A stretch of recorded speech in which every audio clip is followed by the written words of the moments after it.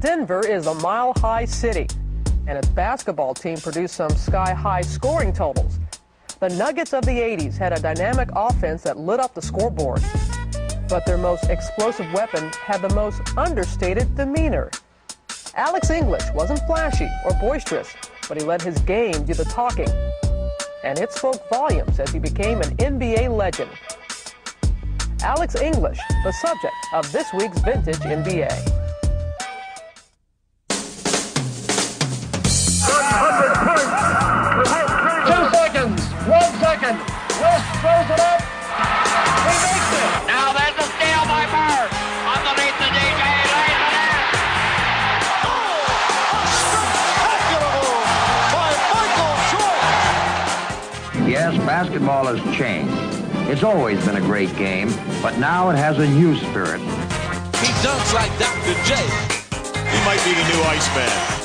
The modern day Wilt Chamberlain. He looked like Magic Johnson. The future has arrived. You are watching what greatness is all about.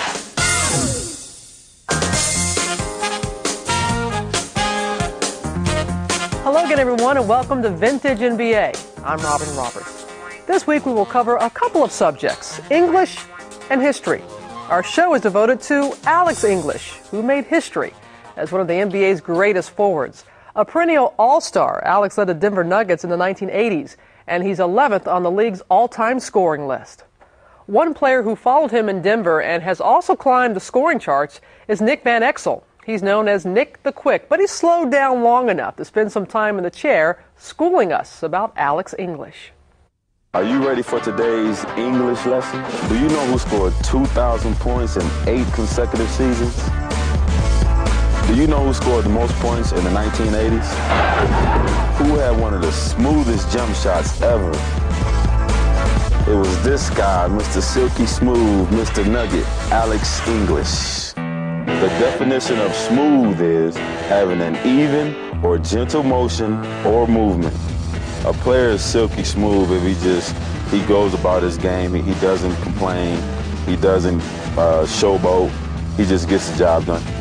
English. Yes. Smooth, isn't he? He is smooth. He was so smooth because you never knew what he was going to do. He would take off-balance shots, and they would go right through the net. You know, all his shots was pretty much a switch shot. And anytime he shot the ball, you pretty much countered it. The definition of a jump shot is a shot made by a player at the highest point of a jump.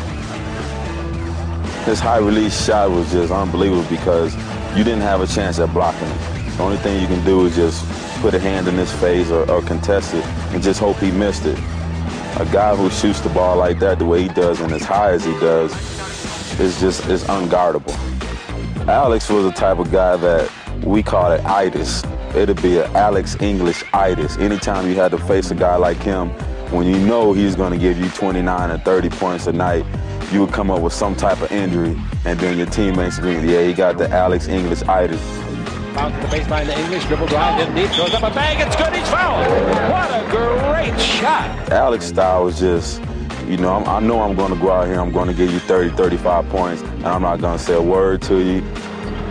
Me, on the other hand, if I go out there and give you 30 or 35, I may do my little boxing dance. I may do something to get the crowd motivated, just something to try to get my teammates pumped up.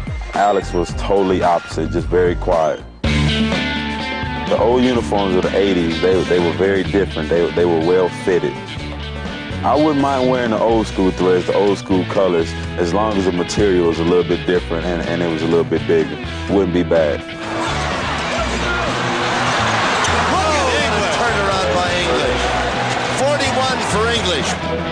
It's very impressive that Alex was the leading scorer of the 80s because you have so many great players. You had Kareem, you had Bird, you had Bernard King, and for Alex English to lead all those guys is a big accomplishment. Throughout his career, he set high standards. He made records here that a lot of won't even get touched. He's Mr. Nugget. Alex English, how can you not respect a guy like that? And that concludes today's English class.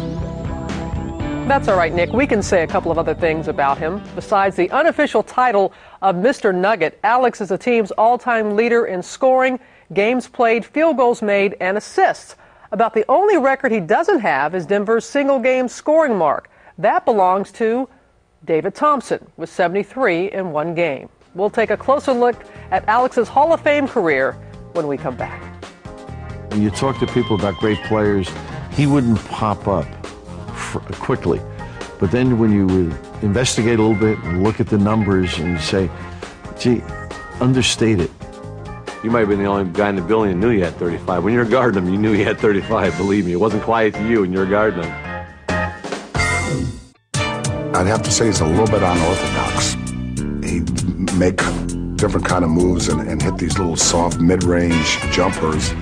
Always a threat. He was a special player. Alex English's mother must have known something back in 1954 when she named her precious baby boy after Alexander the Great. He lived up to the name, becoming one of the NBA's greatest players. Alex was one of those players who seemed to score at will, and he had the numbers to prove it, averaging over 23 a game, 9 consecutive seasons. Today, English has turned to coaching in the new National Basketball Development League. He's head coach of the North Charleston Low Gators. Good job, Fred. Good job, Fred. Coaching is just the latest addition to the repertoire of Alex English. Go, Mac, go! Well, there's a lot to Alex English that people don't know. Very, very intelligent. He composed poetry. He could act. And, you know, he could really, really play basketball. Alex grew up in Columbia, South Carolina, where he would become a high school standout and one of the most highly recruited players in the country. 19-year-old Alexander English, known as Flick, the lad from Columbia, is 6'8", 185 pounds. When it came time to choose a college, Alex remained close to home, displaying his soft shooting touch at the University of South Carolina. He expected to be a high NBA draft pick, but the Milwaukee Bucks didn't take him until late in the second round. And his pro career got off to an inauspicious start. Alex received limited playing time. When he did play, he struggled to find his rhythm. After 2 seasons in Milwaukee, he played briefly in Indiana, then was traded to Denver. And in the Mile High City, he dramatically elevated his game. I think the style of play was the main reason that my career took off. And playing in that style, it was a lot of freedom, and that gave me a chance to develop my offense. English with a sky-high jumper. English comes inside. He did things differently than other people. He shot off the wrong foot. He shot when it was unexpected. He had a very high release point, so he played like a guy who was 7 foot tall, and yet he was only 6'8". Greatest shooter of all time. Alex had a flip shot that you couldn't block if you came off a trampoline because it was gone before you can get to it. English, yes, with 4 seconds left. Nobody did it quite like we did. When people knew they had to play the Denver Nuggets, they wanted to have an extra tank of oxygen behind the bench because they knew we were going to be tearing up the floor. English combined with Kiki Vandeweghe and Dan Issel to give the Nuggets a high-powered attack, orchestrated by their colorful coach, Doug Moe. Our system is, I call it unorganized chaos, rather than organized chaos. It's an interesting philosophy. Get it up, don't turn it over, get a shot. And they did. In 1983, Denver's offense helped produce the highest scoring game in NBA history, as the Nuggets lost to Detroit in triple overtime, 186 to 184. 1985 looked like it might be Denver's year. They advanced to the Western Conference Finals against the Lakers. And after splitting their first 2 games, they felt confident about their chances. But then everything changed. Alex English has a hand injury. I tried to dribble, and my hand just wouldn't do it. And I knew something was wrong then, and we called a timeout. And I saw the bone sticking out, and I knew then that was it for me, because that was my shooting hand. With their leading scorer sidelined, the Nuggets fell to the Lakers in 5 games. It was tough because that's the closest I've come to being in a finals. But in the following years, Alex continued to be one of the league's highest scorers, while performing in his own low-key style. When you talk to people about great players, he wouldn't pop up quickly. But then when you investigate a little bit and look at the numbers and you say, gee, understate it. You might have been the only guy in the building who knew he had 35. When you're guarding him, you knew he had 35, believe me. It wasn't quiet to you when you're guarding him. Alex was never somebody who drew attention to himself, and whether on the court or off the court, he just kind of went about his business. You know, he scored his, 20 or 30 points, and he went home. He glided, he floated, he wasn't what you'd call a hard-nosed, rough type of player. I mean, he's smooth. He was ballet-like. He and I were a lot alike. When I played, I always felt like I was a dancer. You did all the things that dancers did. You jumped. You twirled, you did everything, and I always felt like that. The relation that has to my off-court is that I'm very much into the arts. English was also a writer of poetry who had many of his poems published. There's a place where all people of all colors are at peace with each other. Some call it a myth. I call it heaven. We were stuck in Denver in the airport. Everybody going to get hot dogs and beer and going to the bar. Alex English walked over to the gift shop, got a book on poetry, sat there and read it for 3 hours until the plane came, closed it up, and got on the plane. Inspired me so much I started writing poetry. Always active in the community, Alex has continued that work in North Charleston. He devotes time to young people when he's not developing the young players on his NBDL team. On three, low gators, 1, 2, 3, low gators. Let's go now. I want them to come out and know that the game of basketball is a fun game, and it's a very enjoyable game if they learn to play it right and they play it as a team. You got wheels, baby. Come on, let's go. Let's go. Get back. As I've gotten older and look back on my career, I know that basketball aficionados, they appreciated what I did on the basketball court because now they come up and say, I enjoyed watching you play, and that's a big thing for me. All NBDL coaches scouted and selected their own players. And as someone with an interest in the arts, Alex says he took the artistic approach. He said his new team was this. You have to add the colors, make it flow, and turn it into a picture. Well, he started out with a pretty picture as his team won their first 8 games. But his creativity isn't limited to basketball, and we'll have more about that coming up. First, we dip into our collection of vintage vinyl.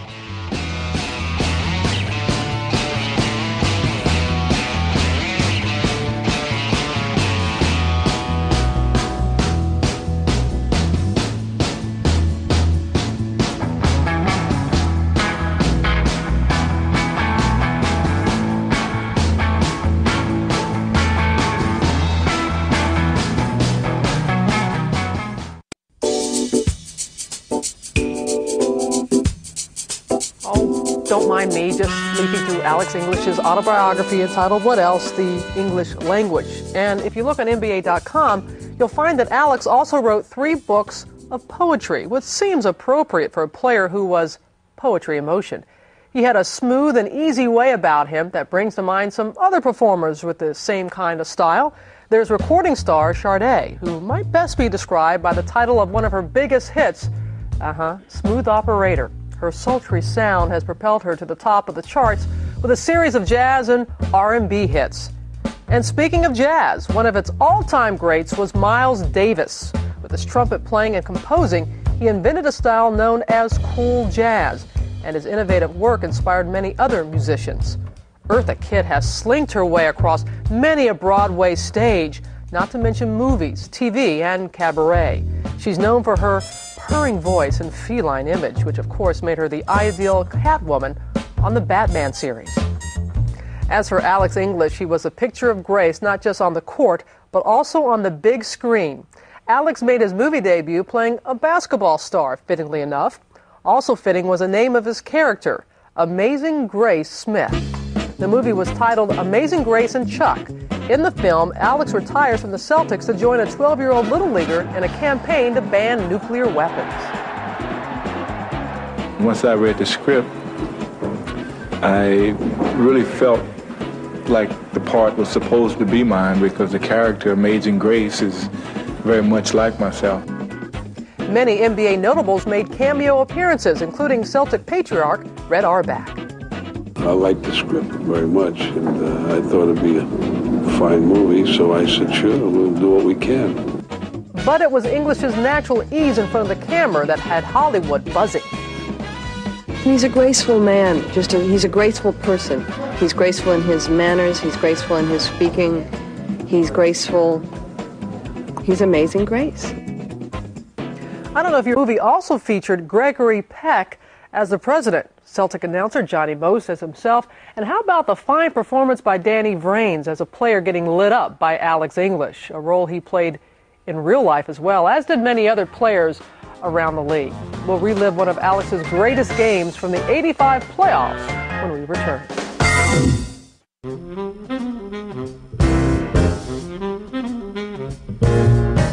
Now, just in case you don't remember the 1985 Denver Nuggets, let's refresh your memory. They were led by Alex English and another future Hall of Famer, Dan Issel. Plus, they had stars like Calvin Nadd and Fat Lever. The Nuggets advanced to the Western Conference semifinals against the Utah Jazz. And with Denver up 2-1, Game 4 is a subject of this week's Airwave Archive. So let's join Rick Barry and Bill Russell.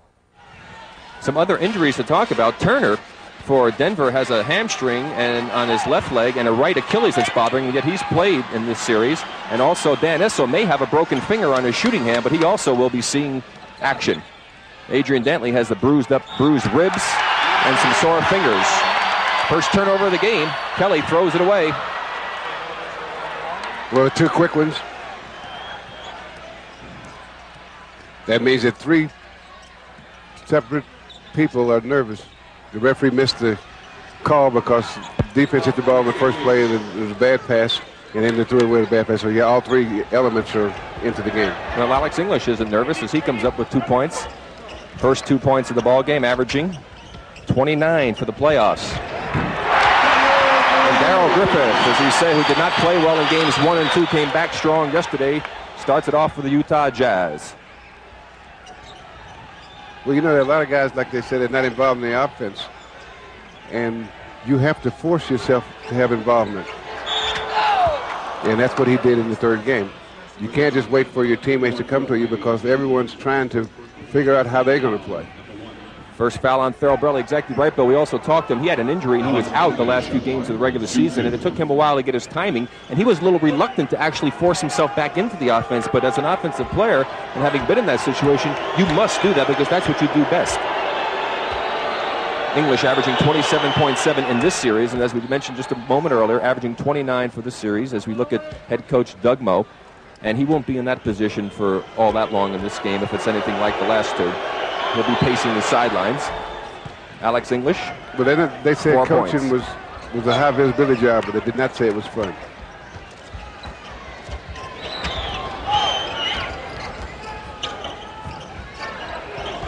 Now this is something that Rich Kelly does for the Jazz.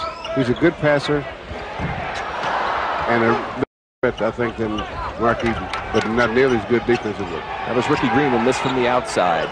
Got 10:35 to go the first quarter. White, strong move inside against Green. So the rookie comes through with his first 2 points. As we talked about earlier before the game started, Rick, if he has a good game, that's a bonus because they can keep their regular substitution pattern, plus they can get the minutes out of him that they might not get if they brought him off the bench. We've got an illegal defensive warning against Denver as Adrian Dantley tried to go one-on-one. That'll be a technical foul on the next warning, or the next infraction, I should say. The Nuggets leading 6-2, 10:15 to go first quarter. Griffith just inside 3-point range is falling away. That's why he came up short on that one. And English with the rebound. You know, the key to winning in the playoffs is to have a versatile game, but you have to be able to execute your half-court offense. Well, that's something that Utah didn't do in game number 2 that they lost in overtime. They only scored 12 points in the final 7 minutes of regulation and in the 5 minutes of overtime. Foul before the basket. It will not count. It's going to be on English. Holding. Jazz ball on the side. And then conversely, Bill, 13 of the last 15 times they had the ball, yesterday they converted to win. As you see, over the back was English on the foul. I think number 41 for Utah, Thurl Bailey, is one of the real underrated players in the league. Kelly can't keep the green miss alive, and Willie White comes away with it. Well, Thurl, of course, a big force in winning that series over Houston in the 4th quarter against Houston. Kelly with the steal. The lightning green. Bailey on the trailer, takes it home. 6-4. Nuggets lead. 9:05 to go, first quarter, and Doug Moe is up off the bench.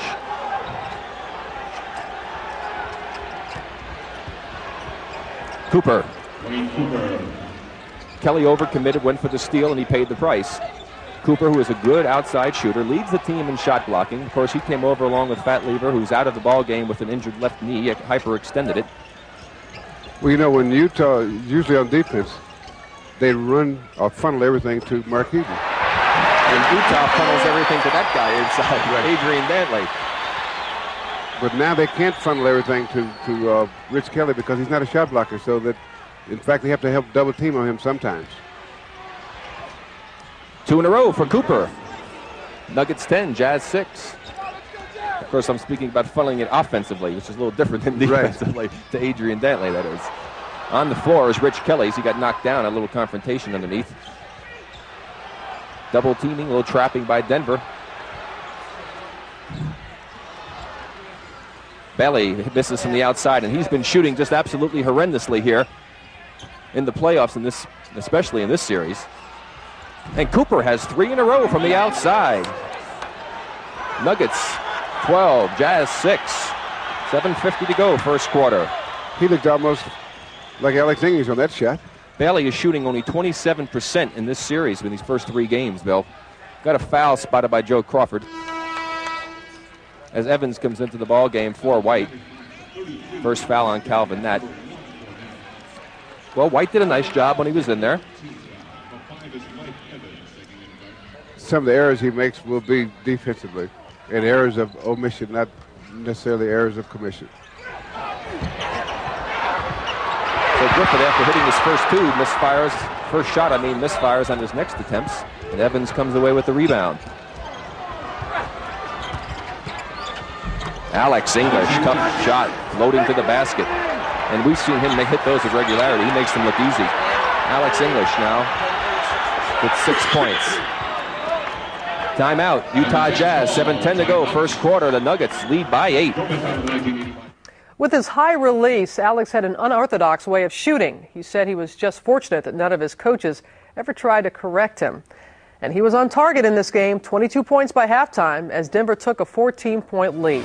We'll get back to the game in a moment, but first there's a timeout on the floor for some trivia.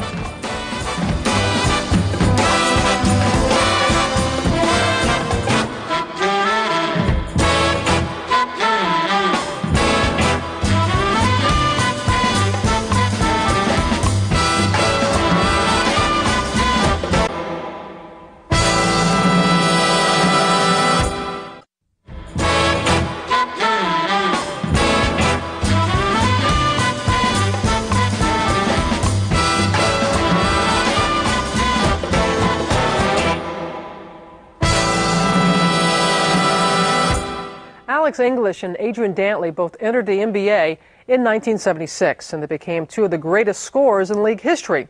From 1981 to 86, they finished in the top 10 in scoring every year, and they went head-to-head in the 85 playoffs. Let's return now to Game 4, where the Nuggets have been hot, and Jazz coach Frank Layden is hot under the collar.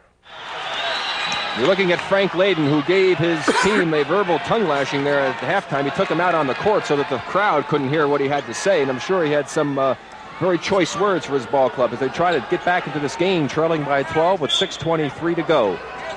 He's done this once. He did it after game number 2. They came back and won game 3, but They have trouble tonight. And that's what he wants, inside opportunities. Dantley now with 24 points.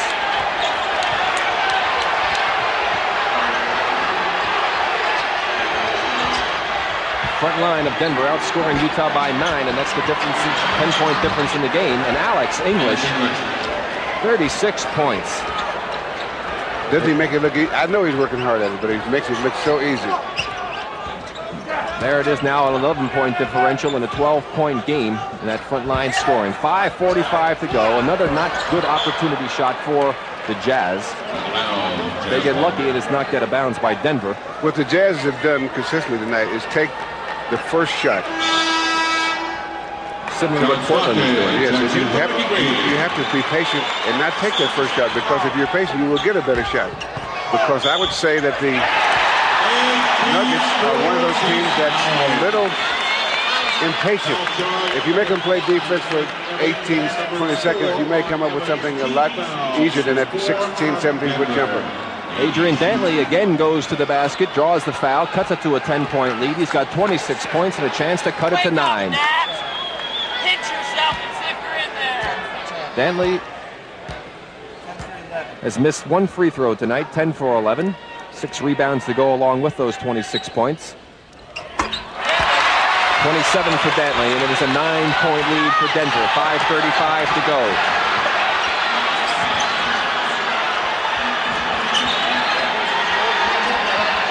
The trap by Utah. Wide open is Evans. Wilkins loses it to Turner, and the Jazz come away with it. It was Dantley. Wise, nowhere to go. That was a good move they made that time by holding the ball up and not shooting the quick shot. Adrian Dantley has scored 7 straight points. And a steal by Stockton, and he took a foul call. Stockton with the steal in the backcourt and the foul in the back. And Doug Moe is incensed. He's yelling at his team, watch the ball. And he's upset with his team because they're not being careful with the ball. Let's watch it again. Coming in here, a casual throw-in, taken away. Turner stolen by Stockton.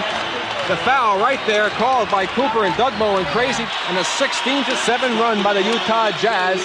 And a great defensive play by Stockton and a chance to cut it to a 6-point deficit only at 5:05 to go. Stockton now with 7 points, 7 assists so far in the ball game, and he can cut it to a 5-point Denver lead.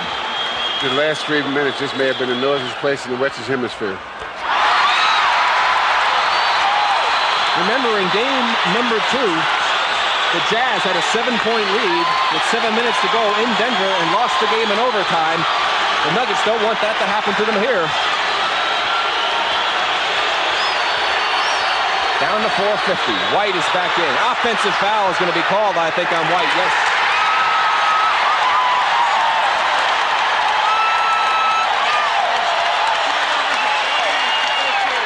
There it is again. He just dips that shoulder in. Good call by Joe Crawford. It's Bill. I don't know what Frank Layden said, but he lit a fire under this ball club. Denver has 20 turnovers, only 13 for Utah.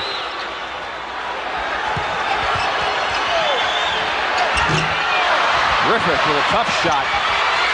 Almost comes up with a great steal.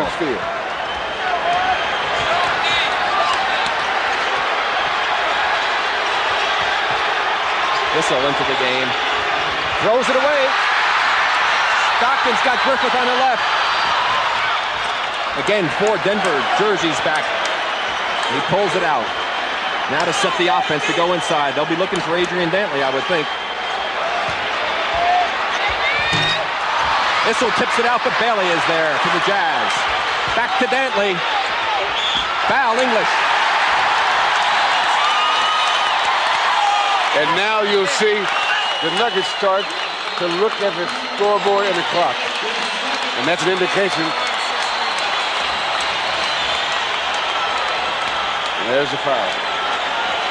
Alex English making sure Dantley didn't get a 3-point play. He realized he was out of position and the foul was going to be called. He's been around long enough to know that Dantley will get that call, and so he made sure that Dantley wasn't able to get the basket as well. So it was a smart play by Alex English. 3:59 to go in the game. A chance to cut it to a 3-point lead if Dantley can convert both free throws. Dantley has 29 so far. The just a little bit of difference from when the Denver Nuggets shoot a free throw. Frank Layden must be pleased with the effort put forth since his little chat with the fellows out at three-quarter court.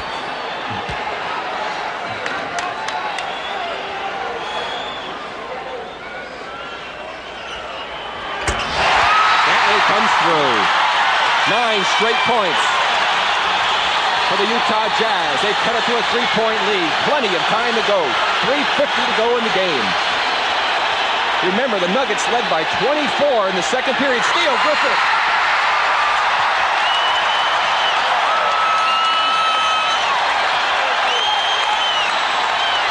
Jazz trying to cut it to a 1-point deficit. Shot clock inside of 10.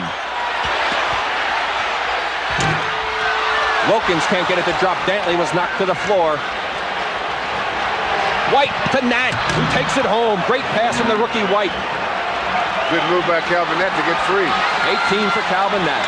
Back to a 5-point Nugget lead. 3:10 to go in the game. Dantley. 33 for Adrian Dantley. He had 32 in the game yesterday. His playoff high so far, 34. 2:50 to go in the game. Wilkins just knocks Nat down, no foul. Bailey knocked it away from English. White tries to force it, and he's out of bounds. He loses it out of bounds. T.R. Dunn coming into the game now for the Nuggets. And he's replacing Turner. Out the offensive play he wants the Jazz to run. Now what Doug Moore wants him to do is to be careful with the ball, but you still got to run the offense. Griffith over 3 men. Wide open was Wilkins cutting to the hole. If he had seen him, he had a dunk shot. English was the big rebound for the Nuggets. 2:20 to go in the game. Shot clock is at 7. Double team. Foul. Stockton with only 5 seconds on the shot clock. That's only the 4th team foul against the Jazz, so it'll be ball on the side for the Nuggets. And Frank Layden wants a timeout with 2:12 to go in the 4th quarter. The Nuggets 115, the Jazz 112. So the Jazz are right back in the game. And did you happen to notice that poised rookie by the name of John Stockton? Looks like he might be a pretty good point guard someday. Meanwhile, Alex English has now poured in 36 points. An exceptional night for most players, but just another night for Alex. I don't know what a typical day at the office would be for Alex. Yeah, I do. Scored 30 points a game. That was typical. In fact, if he didn't, you'd say, what's wrong with you, Alex? Go home and get some rest. Alex has just been incredible this year. It's just that when you have a player who is as consistently good as Alex is, you tend to take him for granted because he is such an excellent player. Dan Issel, future coach of the Nuggets, talking about his teammate, Alex English. Alex led Denver to the playoffs 9 years in a row. They didn't always have a lot of success once they got there, but 1985 looked like it just might be different. The Nuggets are looking to wrap up Game 4 against the Jazz as we pick it up in the final minutes. Now, what both teams have to do is get the ball to the guys that want the ball now. Not necessarily the guys that have the shots, but the guys that want the shots now, because these are the guys that are going to make it. It's not a matter of being afraid, but at this time in the game, there are some guys that want the ball. Okay, Bill, who wants it on the Denver team? I think English and Nat. Mostly Nat, I think, more than anybody. Dan Issel wouldn't be afraid of it either with all of the with his bad hand. That's right, that's true. He wouldn't want to shoot it. But English and Nat, I'm sure, both want the ball. How about the Utah team? Griffith and Dantley? Bailey may want it, but I don't know if he should be shooting it the way he's been shooting from the outside. It's up to a 4-point Nugget lead. 2:12 to go. I think the guy that wants it the most on the Utah team would be Adrian Dantley, or maybe Dale Griffin. But I'm sure about AD. Utah is 6 for 11 inside. Denver 5 for 7 with 2 minutes to go here. Another 24 seconds because of the kick. We have 2:01 to go in the ball game. Leading by 5. Have seen their 24-point lead that they had in the second period cut to 14 at the end of the half. 10 at the end of 3 quarters and down to as close as 3 points here in the 4th quarter.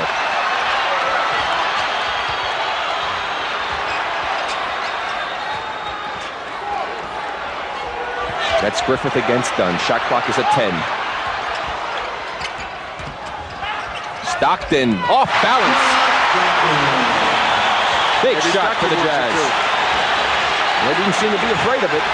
1:35 now to go. 3-point Denver lead. Defense is what's necessary for the Jazz. Issel with yet another big offensive rebound. White tries to force it inside to English, and it is touched last by the Jazz. Now that pass by White was not a smart play because English was not just totally open. And with the clock being your ally, you want to take it back out with that 3-point lead and get a much better opportunity. So a break for the Nuggets. White has it knocked away by Stockton from Dantley. That won't get him. It's only a 1-point lead for the Nuggets. 1:13 to go. Timeout.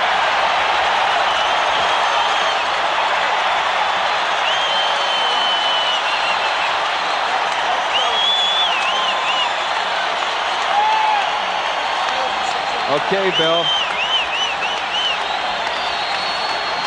Look at the nice reach back by Stockton. And Dantley with the beautiful lob lead pass, and with the quickness in the young legs, he runs away from Calvin Nat to make it a 1-point game. Okay, we'll see what Doug Moe has come up with. And that's the game clock at the top of your screen.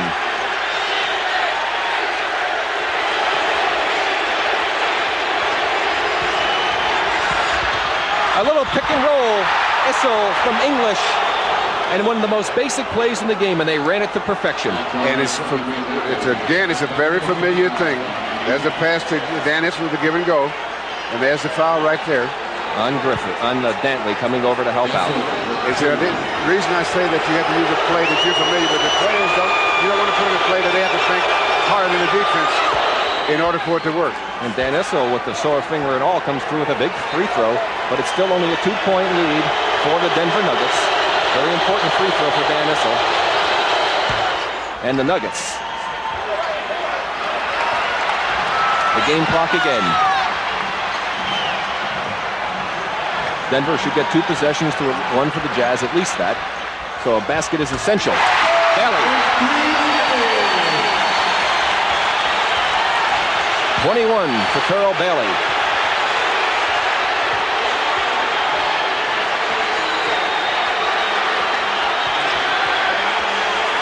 Shot clock is at 10. That's Dantley on that. It's at 5. Shot clock to 3. Issel from just inside 3-point range, off the glass. Good miss. 3-point lead for the Denver Nuggets.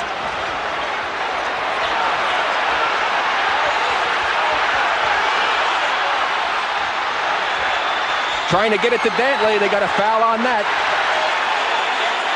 And during that play, Darrell Griffith was looking over to Frank Layden, seeing if he wanted a timeout. He didn't know exactly what to do, but they came away with the chance to go to the free throw line. And here's the action inside. Dantley pushes off first, and Nat gets called for the foul. As we've seen happen so often. Calvin Nat with 5 fouls. He also has 10 assists in this ball game. There are a lot of plays and illusions in this league. You know, it's an amazing statistic, Bill. Denver has 24 turnovers in this game, 13 for Utah, and Denver has committed the game's last 9 turnovers. That's why Utah's been able to make this run to get back in. So thanks for that statistic from Jim Stamos. Now, I wonder how many of those turnovers were uncaused and how many were caused by the defense. And that's a very bad sign there when he missed the free throw. That's not good. Well, if he makes one more, of course, it'll still be only a 2-point ball game. But see, a 2-point ball game makes a different kind of pressure than a 1-point ball game. Oh, yes, because you know, if you miss, the other team still has to score a hoop to tie you. Right, but now with a 1-point, if you miss and they score, then you're behind. 2 missed free throws for Dantley, and that will be costly as they get a foul on Roberts, who came into the game against a potential Alex English. 4-point play, at least a 3-point play. And the crowd went deathly silent. They couldn't believe Adrian Dantley, who was such an outstanding free throw shooter and had shot so well during the game. He was 13 for 14 going into those 2 free throws. Big ones as Wilkins comes in for Kelly. 14 seconds left. Denver with a 3-point advantage. And all of that hard work, and again, Bill, sound like a broken record, but we've seen it happen so often. You get yourself in that hole, and you try and crawl out, and you just can't make it. That hole turns to a grave. Well, it's definitely turning into a grave for Utah as the Nuggets are putting the lid on top of it, and they're hoping to drive the nails in when they play in Denver in the next game. Little stake in the old Tuesday night.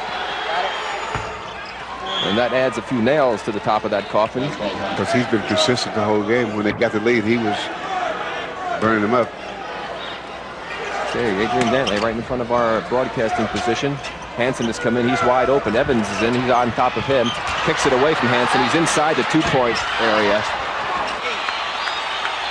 And that should just about do it for the Denver Nuggets as they look like they will be winning game number 4 here and take a 3-1 lead. The Nuggets went on to wrap up this series back in Denver. They faced the Lakers in the conference finals, but that was a series in which Alex English broke his thumb and Denver lost in 5 games. It would be the closest Alex would ever come to the NBA Finals. But he still left a legacy as an offensive force who made it look easy. We'll see who plays today with the greatest of ease when we return.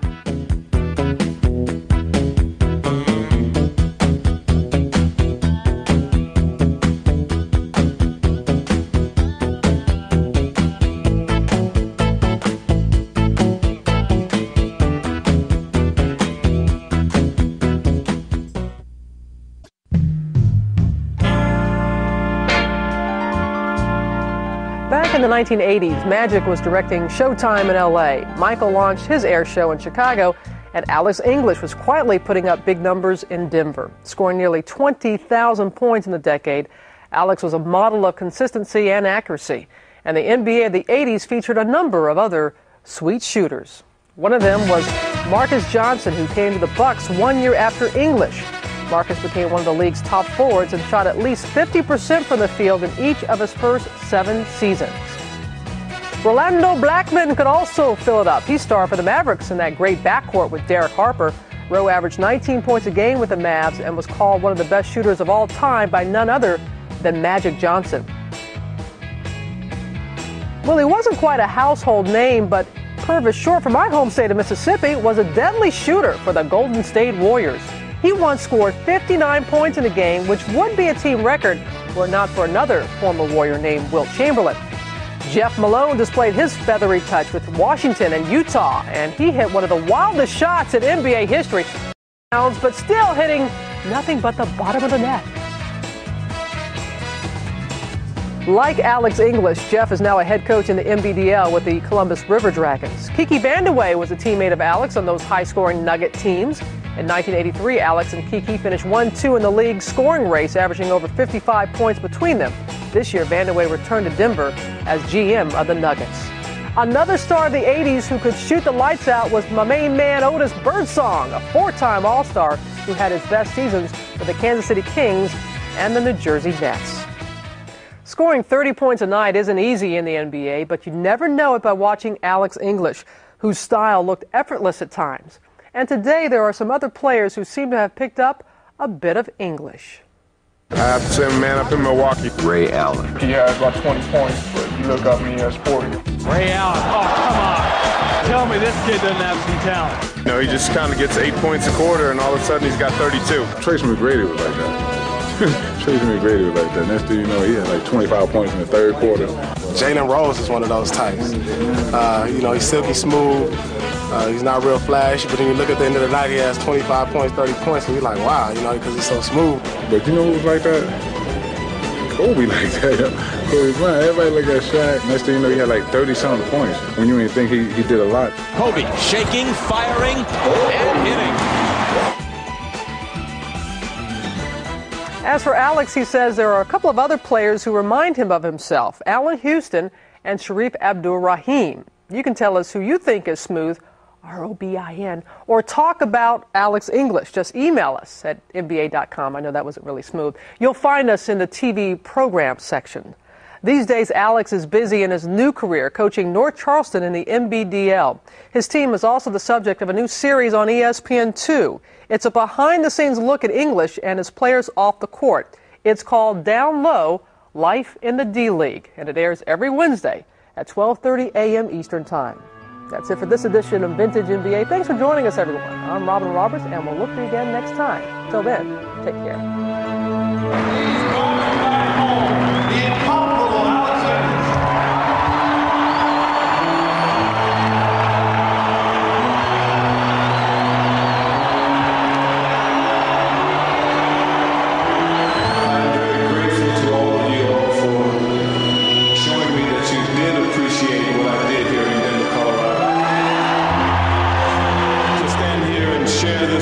With my children is probably the most fantastic thing of all, because this tells them that Dad did play basketball one time. I know you all know that I hold you all special in my heart. I would just like to say thank you.